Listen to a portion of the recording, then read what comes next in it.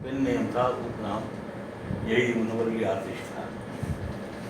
तो बाद में जो हमने अपने उस्ताद वाली आतिश साहब से इस्लाह लेना शुरू की, तो उन्होंने कहा कि यार ये तखल्लुस बदल दो, ये बड़ा जैसे कोई बूढ़ा लाठी टेकता हुआ चला आ रहा हो, तो अच्छा नहीं लगता है।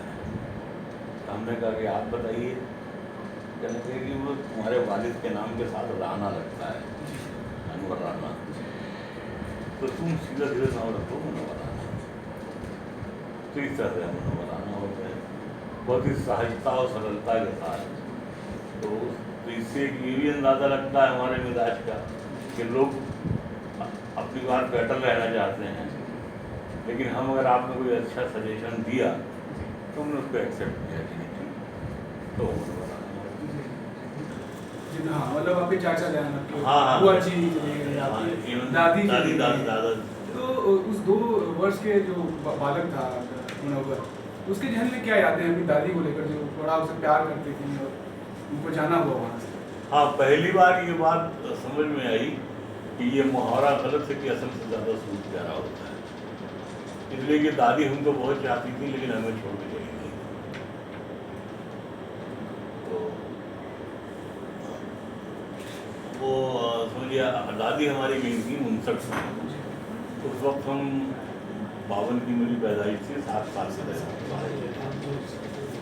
तो हमें पूरा तकरीबन याद है कि मेरी जो एक माँ किताबत में हमने बहुत तफसील से लिखा दिया है कि ये सवाल मेरे मन में उठता था कि लोग रोज़ आते जाते हैं, मोहल्ले भर में देखते हैं, लेकिन कोई रोता नहीं है।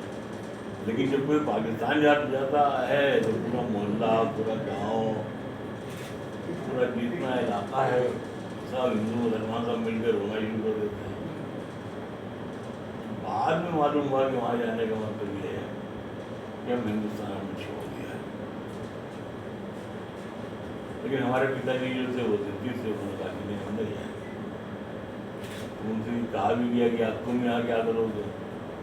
वो करेंगे कुछ काम नहीं मिलेगा तो बाप दादा की खबरें काटेंगे, लेकिन जाएंगे नहीं। कि शायरी या लेखन इज नॉट फंड।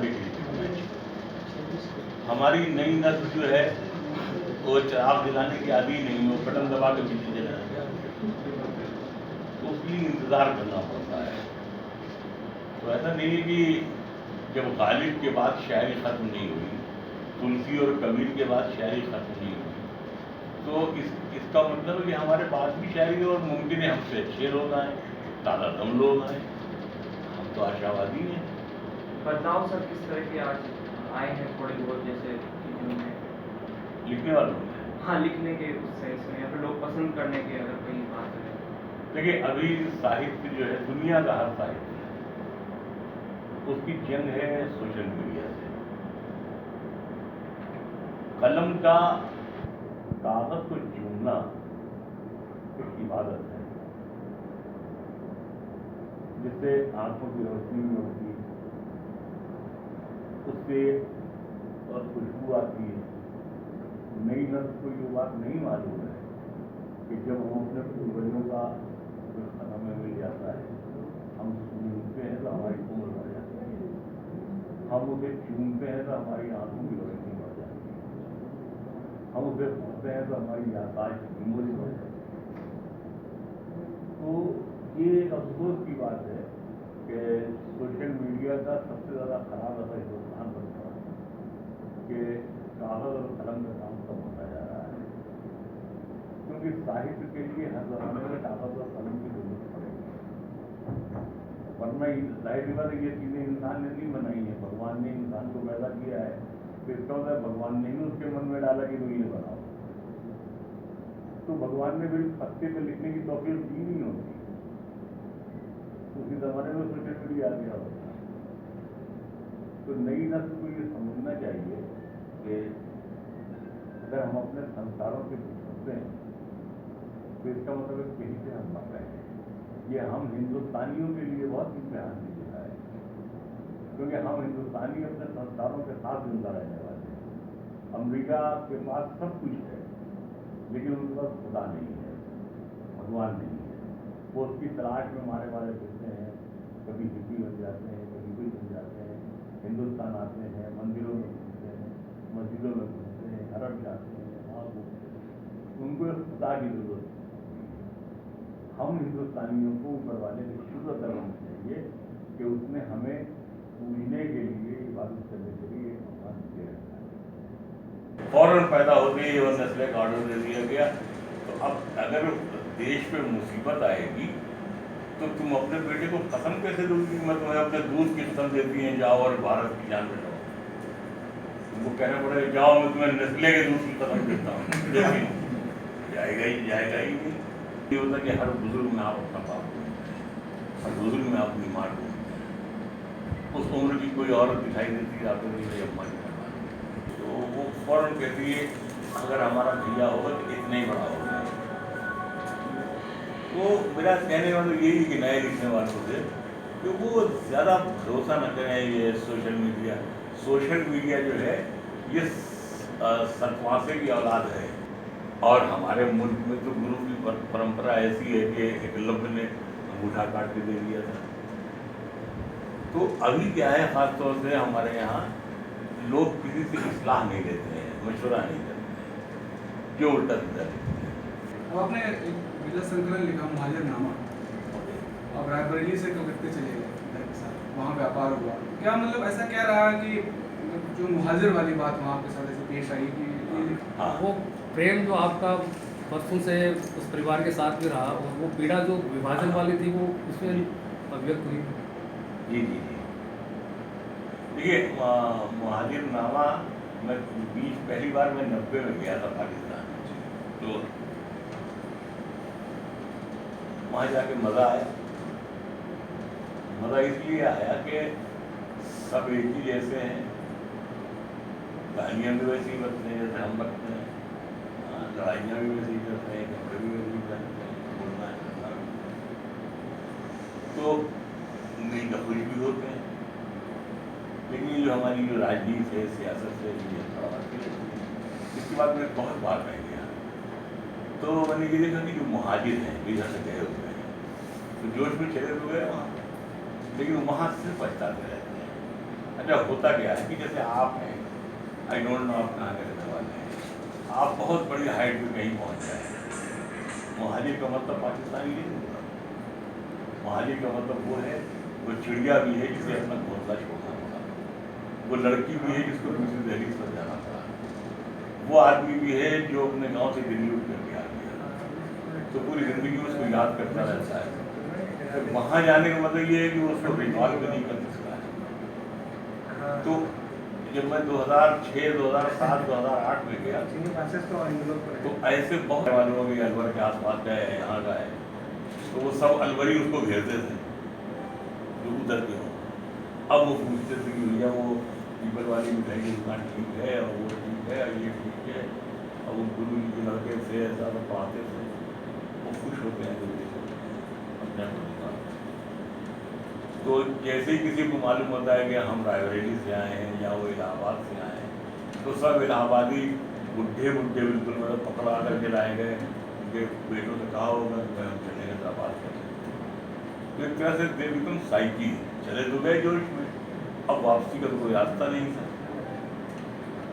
तो अब उसके बाद वो याद करते हैं, तो उनका ये गम है। हालांकि वो जनरेशन ख़त्म होती जा रही है जो जिसका इश्क था, तो इसीलिए जब हम वहाँ गए एक बार एक शायरी में सादात अमरोहा की शायरी में, तो वहाँ एक शायर थे साजिद गुरगी, तो हम बाहर उतरे, हम थे अब 3 आदमी पढ़ने के लिए रह गए थे, हम अशोक चंद्र और वसीम रहेगी, तो हम नीचे उतर आए, हमने पता किसका नंबर आ जाए, तो मैं ज़रा अपनी बुरी आदतें किया, तो वो साहब आए, आगे कहने लगे परसों आपको हैदराबाद चलना है, यू नो हैदराबाद सिंध उनका हैदराबाद है। तो मैंने कहा यार मेरी तबीयत नहीं ठीक है, हम चल नहीं पाते हैं, बहुत 2.5 गाड़ी तक नहीं जा पाएंगे। अरे कहने लगे साहब आप पिछले साल भी नहीं गए, तब भी आपको चलना पड़ेगा। मैं माफ़ी मांगता रहा, तो जिद करते हैं। फिर अचानक उन्होंने बहुत कमज़ोर सी बात कह दी, कहने लगे राणा साहब आज जितना पारिश्रमिक आपको यहाँ मिल रहा है, इसका दुगना चौगुना जो आप बोले आपको हम देंगे, लेकिन आपको तो मुझे फौरन 62 बरस, उस वक्त 62 बरस हुए थे, सब 62 बरस के कम याद आ गए कि ऐसे ही ख्वाब दिखाए गए थे हमारे पूर्वजों को, यूँ पाकिस्तान हो जाएगा और यूँ ऐसा हो जाएगा और यूँ आप यहाँ ये कर रहे हैं, यहाँ टीचर हैं तो वहाँ प्रिंसिपल हो जाएगा, यहाँ प्रिंसिपल है तो वहाँ स्कूल के मालिक हो जाएंगे। ख्वाब दिखा दिखा के सब परिंदों की तरह लोग उड़ के चले गए याद में पड़ते। तो मैंने सोचा ऐसे ही सब हुआ। तो मैंने अगर उनसे कहा, मैंने कहा आप मुझे बाजार बनाए दे रहे हैं, आप उन्हें पारिश्रमिक जितना मिलेगा। तो खैर उन्होंने माफ़ी मांगी। तो मैंने कहा नहीं है, मतलब एक तो हम आपके पड़ोसी, दूसरे ये है कि हम आपके मेहमान, तीसरे ये कि मुमकिन है हमारा आपका कोई सैटेलाइट रिश्ता भी हो, जैसे देने उदाहरण वाला कोई रिश्ता भी हो, आपको ऐसा नहीं कहना चाहिए। अरे माफ़ी मांगते हैं, लेकिन वहीं मुझे ये अंदाज़ा हुआ कि ऐसे ही सब हुआ होगा। तो मैंने वहीं 2-3 शेर कहे महाजरनामा के, और जब मेरा नंबर आया तो मैंने ये कहते हुए कहा कि ये जो 3 शेर मैंने अभी बात कर कहे हैं, ये मेरी तरफ से उन साहब के लिए है जिन्होंने भी मेरी बोली लगाई थी, और मुहाजिरों की तरफ से पाकिस्तानी सरकार के नाम है जो ये समझती है कि ये हिंदुस्तान में भीख मांगते थे, यहाँ आकर के उन्होंने पैसा कमा लिया है। इस तरह उसकी शुरुआत जी। तो वो ये है कि मुहाजिर हैं मगर हमें दुनिया छोड़ आए हैं। मुहाजिर हैं, मुहाजिर भी शरणार्थी ना, मुहाजिर हैं मगर हम एक दुनिया छोड़ आए हैं। तुम्हारे पास जितना है हम उतना छोड़ आए हैं, तुम्हारे पास जितना है हम उतना छोड़ आए हैं। कई आंखें अभी तक ये शिकायत करती रहती हैं, कई आंखें अभी तक ये शिकायत करती रहती हैं कि हम बहते हुए काजल का दरिया छिपा है।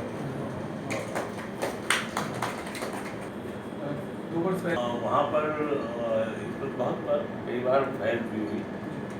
तो असल में मामला ये है कि हिंदुस्तान में गधों के रेट ज़्यादा हो गए हैं, घोड़ों के कम हो गए हैं। ये राजनीति का, इसी को राजनीति कहते हैं।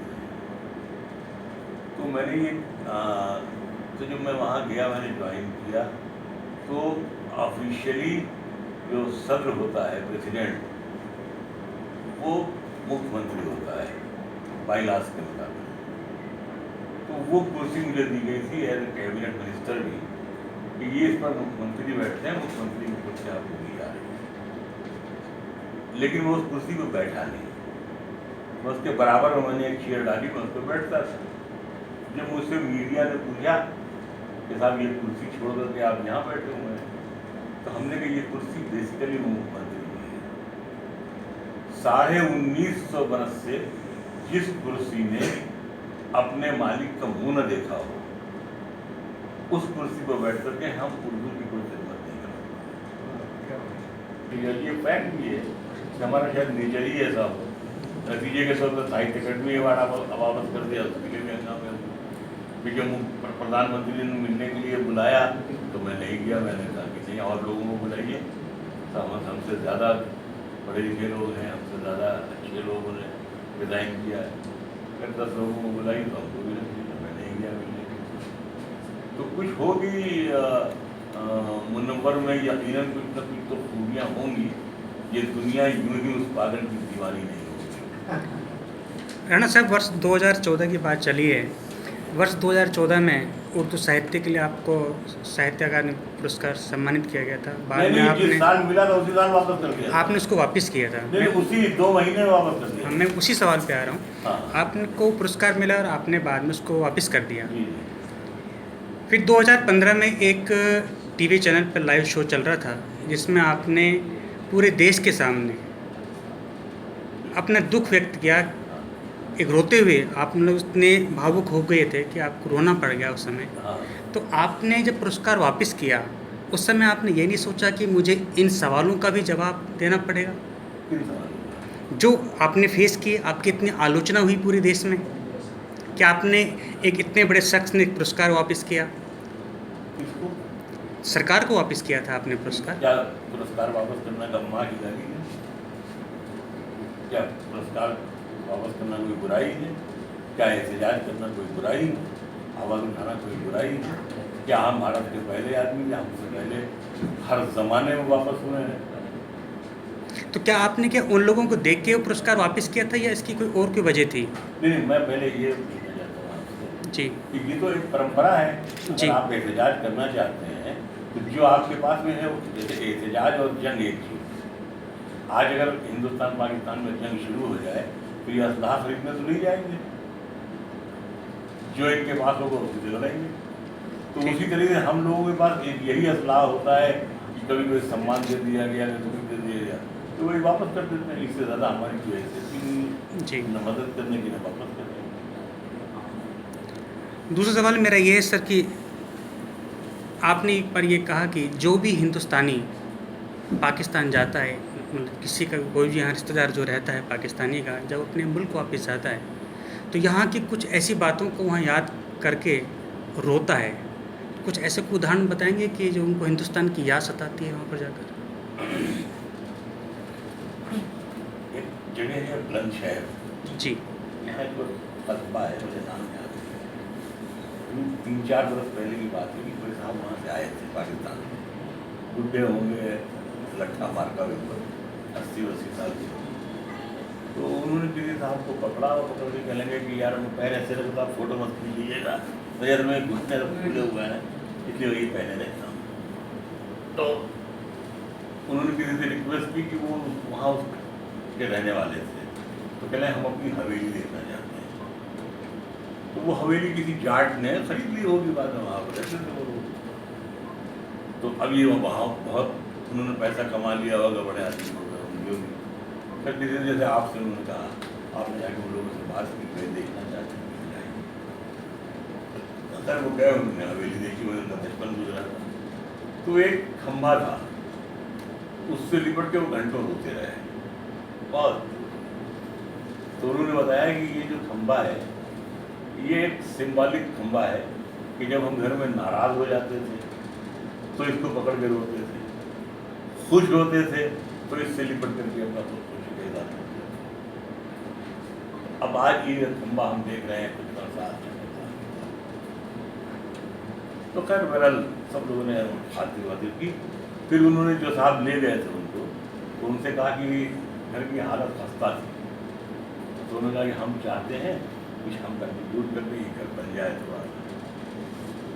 तो आपने पूछा जो साहब हैं भाई जो ख्वाहिश है, तो कहने लगे ठीक है। उन्होंने 2 लाख 3 लाख जो भी वैसे उन्होंने दिया कि ये हमारी तरफ से इसको सब बढ़िया सा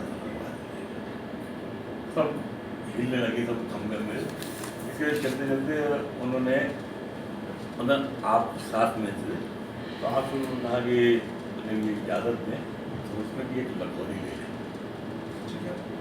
जो छोटी वाली ईंट होती थी पहले ज़माने में, लखोरी कहलाती थी। पहले लखोरी ईंट एक ले लें, ले लीजिए। वो लेके चले गए वहाँ। अब वो लोग वहाँ मल्टी मिलियनर थे। अब उन्होंने जा करके अपने ड्राइंग रूम में उसको सजा दिया, आगे रख दिया। वो लड़कों को, फैमिली को, ख़ानदान को जो भी आता वहाँ से, पिता की तो पागल बनी है ना, ये 2 करोड़ का ड्राइंग रूम है, यहाँ ये लगाए हुए हैं लखोरी ईंट। लेकिन कोई मुरब्बत में बोलता कुछ नहीं था कि भाई बाप है चला है। लेकिन लड़के फिर भी टोकते रहते थे कि ये क्या है बाबा, ये क्या आपने यहाँ लगा रखा है बात, आप समझते नहीं हैं कुछ।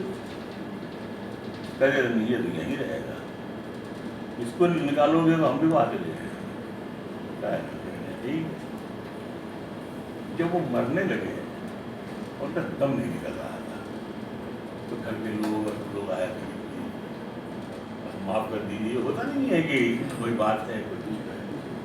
तो कहना सिर्फ हमारी इतनी ख्वाहिश है कि हमारी कब्र में ये ईंट हमारे साथ रख दी जाए, तो हम समझेंगे कि हम हिंदुस्तान में सो रहे हैं। ये है जी जी ये नस्ल खत्म हो गई, लेकिन ये है कि इस नस्ल का पछतावा आज तक है। जी। अब हुआ ये कि वो मरने वालों ने अपने बच्चों से, पोतों से हिंदुस्तान का किस्सा एक समझिए कि वो परियों के देश वाला जैसा होता है ना, वहाँ तक क्या लगता है, वैसा सुनाया है। इसीलिए जो पाकिस्तान में जो मुहाजिर हैं आज भी, उनके बच्चे भी हैं, तो उनकी कहीं ना कहीं से उनका खिंचाव हिंदुस्तान की तरफ रहता है, वो उसको देखना चाहते हैं। और इसीलिए जो वहाँ पर झगड़े होते हैं मुहाजिर से और सिंधी से और पंजाबी से और बलूची से, तो इसीलिए अब वहाँ से यहाँ तो आ नहीं पाए मुहाजिर, तो अब वो पूरी दुनिया में नौकरी करने चले जाते हैं, वहाँ जहाँ उसको मौका मिला। हमारे ख़ानदान में कम से कम 19 लोग होंगे जो फॉरेन में नौकरी करते हैं, अमेरिका में, तो लंदन में, दुबई में, तो कहीं चले गए। अगर यहाँ का मौका होता तो यहाँ भाग आते। तो ये है कि अपनी मिट्टी को छोड़ करके, ये ख्वाब नहीं है, ये कोई जज्बाती बात भी हम नहीं कहते हैं, हम ये कहते हैं कि एक घर है हमारा, आपका, सभी घर ऐसे होंगे, फिर बढ़ गए, चाचा ने अलग बना लिया, चाचा बड़े और ताऊ ने अलग कर लिया, छोटे चाचा ने अलग कर लिया, उसके 5 हिस्से हो गए या 5 जगह चले गए। लेकिन ये तो हुआ ना कि आना जाना है, मिलना जुलना है, दुख सुख में साथ खड़े होना है। ये तो नेचर है कि जब आबादी बढ़ती है तो ठीक है, आपने अलग कर लिया। हिंदुस्तान में जब पैदा हुए थे, जब हम मुल्क में आए थे, तो 14 सूबे थे। आज तो मुझे मालूम भी नहीं कि कितने सूबे हो गए हैं।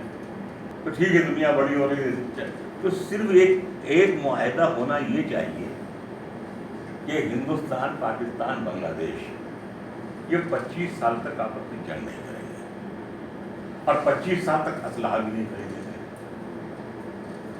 वो पैसा जो है वो एजुकेशन हब में, हेल्थ हब में, ये उस मुल्क में लगाएं, वो उस मुल्क में लगाएं, तीनों मिलकर ये ऐड करें जो 62 में अयूब खान ने ऑफर किया था पंडित नेहरू से कि ये मुआहदा कर लीजिए कि हिंदुस्तान अगर चीन हमला करेगा तो हम दोनों मिलकर मुकाबला करेंगे। यानी हम पर, हम का मतलब ये, हम का मतलब हुआ उस कोने पर, चिटागांग में ढाका या कराची या दिल्ली, कहीं भी कोई हमला करेगा तो हम तीनों मिलकर के लड़ेंगे। सिर्फ ये ऐलान कर देने से और इस पर अमल करने से भी आपकी रिलेशन बन जाएंगे। और आप देखें ना कि जो दोस्तियां होती हैं मिलने जुलने से होती हैं ना, यानी जब ये बात हैरत अंगेज जब वो अशोक चक्रधर गए तो रात में रुके रहे बोलते थे, कहने के मनोहर भाई बचपन से एक तस्वुर था कि दुश्मन मुल्क, लेकिन जितनी इज्जतें मुझे यहाँ मिली इतनी मुझे हिंदुस्तान में नहीं। इसलिए नहीं था कि अंग्रेजों ने हमसे पूरा हिंदुस्तान लिया, हमें पूरा हिंदुस्तान वापस कर दिया। ये बिल्कुल ऐसे ही जैसे आपसे हम 1000 रुपये लें और 1000 आपको दे दें। अब ये तो नहीं कि नहीं आप 200 उनका निकलता है उनको दे देंगे, 100 उनका निकलता है उनको देना पड़ेगा। तो अंग्रेज अगर ईमानदार होते तो वो पूरा हिंदुस्तान उनको देके चले जाते। हम अपना लड़ते उड़ते जो भी करते अपना निपटते रहते, लेकिन उनको तो ये करना था, ये लकीर खींच कर जाना थी कि ये मुल्क जिसको हम छोड़ कर जा रहे हैं ये जिंदगी भर इसी तरह के मामला भूलता रहे। हम एक बात कहते हैं कि जैसे कि सिर्फ ये सोचना कि ये कश्मीर हमारा है, टूटा फूटा पहाड़ जैसा, हम कहते हैं पाकिस्तान भी तो हमारा ही है। ये कैसे आप भूलते हैं कि पाकिस्तान आपका नहीं है? ये तो अंग्रेजों ने एक दीवार खींच दिया करना, वरना आपका पहनना है, खाना है, बोलना है, हंसना है, रोना है, बीड़ी एक तरह की पियेंगे, गालियाँ एक तरह की बकेंगे। हिंदुस्तान से बाहर अभी दुबई में आप चले जाइए तो आपका दोस्त पाकिस्तानी होगा, उसका पाकिस्तानी का दोस्त हिंदुस्तानी होगा। हमारी बहन जो है वो हमारी बुआ के लड़के को ब्याही है और रहती है वहाँ कतर में, जो वो कनाडा से कतर में नौकरी करने के लिए आया। मैं और जो बहनोई जो हमारे दामाद की तरह वो छोटे हैं, वो सबसे छोटी है बहन, तो उसमें फिर हम फिर गए साल 1.5 साल बाद किसी मुशायरे में, तो मैंने उससे कहा, मैंने कहा ये मोहल्ला बहुत तो नहीं मालूम होता है, तो कहे हमने बदल दिया, वो तो अरबी लोग से वहाँ मज़ा नहीं आता था, यहाँ तो हिंदुस्तानी लोग हैं, हिंदुस्तानी है, पाकिस्तानी हुए। तो अगर हम अपना गम किसी के कान में कह सकते हैं तो वो पाकिस्तानी है। पाकिस्तानी जो है, आप देखें वहाँ कोई बीमार होता है लड़का तो हिंदुस्तान लाया जाता है, एम्स में और इधर और उधर मदद भी करता है, कम से कम वो सोचता है कि हम अपनी जबान तो बोल पाएंगे उसको।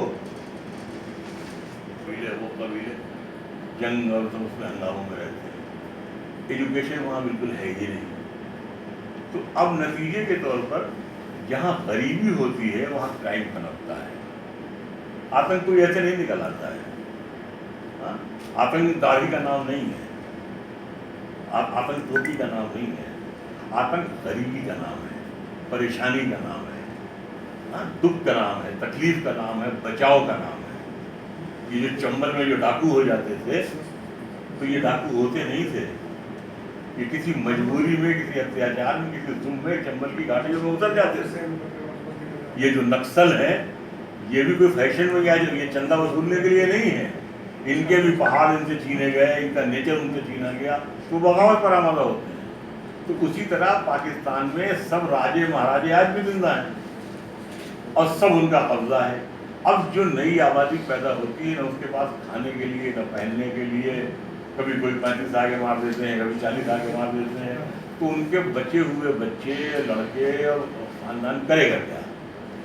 आज अगर एक अभी इसी हिंदुस्तान में एक लड़का जिसकी 3 बहनें बैठी हों और वो दिन भर घर में गालियाँ खाता हो कि कुछ कमा के लाओ नहीं तो क्या होगा, अगर उसको हम अचानक एक बम दें कि ये बम जाकर के फला जगह अलवर स्टेशन के पास जाकर के रखा, तो उसको हम 5 लाख रुपये दे देंगे, वो राज़ी हो जाएगा 5 लाख रुपये। ज़रूरत ना होती कि जो बाजार और कोठे और अंडी खाने आप देख रहे हैं, ये नहीं होते, ज़रूरतें मजबूर करती हैं। पाकिस्तान क्योंकि मुल्क नहीं था, इसलिए उसने अपने आवाम की ज़रूरतें समझी नहीं, उसने अपने आवाम की ज़रूरतें 70 साल में पूरी नहीं की। हिंदुस्तान जाहिर बात वैसे हिंदुस्तान भी था उस ज़माने में, लेकिन ये है कि हिंदुस्तान में तमाम करप्शन के बावजूद लोगों ने मेहनत की, सरकार ने मदद भी की। जितने जानते हो सरकार तो मदद करती है। अब जो बीच में जो कई मतलब ये जो नहर से नाली काट ली जाती हैं, तो उसको सरकार क्या कर सकती है? तो उसी तरह से पाकिस्तान के पास रिसोर्सेज भी थे, मौका भी था, लेकिन ये कि वहाँ जो एक फैशन है कि ये वहाँ के चौधरी हैं, वडेरे कहलाते हैं वहाँ पर, वो फैशन है कि शाल ओढ़े हुए हैं और ये यहाँ पर पूरे रिवाल्वर टंगा हुआ है, ये उनका मिजाज है उनका। और हम तो एक बात बहुत मजे की कहते हैं, बहुत ईमानदारी की, कि अच्छा ही हुआ कि वो हिस्सा कट गया। जितने क्रिमिनल इलाके हैं सब उसी तरफ हैं। अब देखिए ना, गैर इंसानी की मस्जिद में घुस करके 50 को मारे डाल रहे हैं, स्कूल में घुस करके 200 बच्चे को मारे डाल रहे हैं।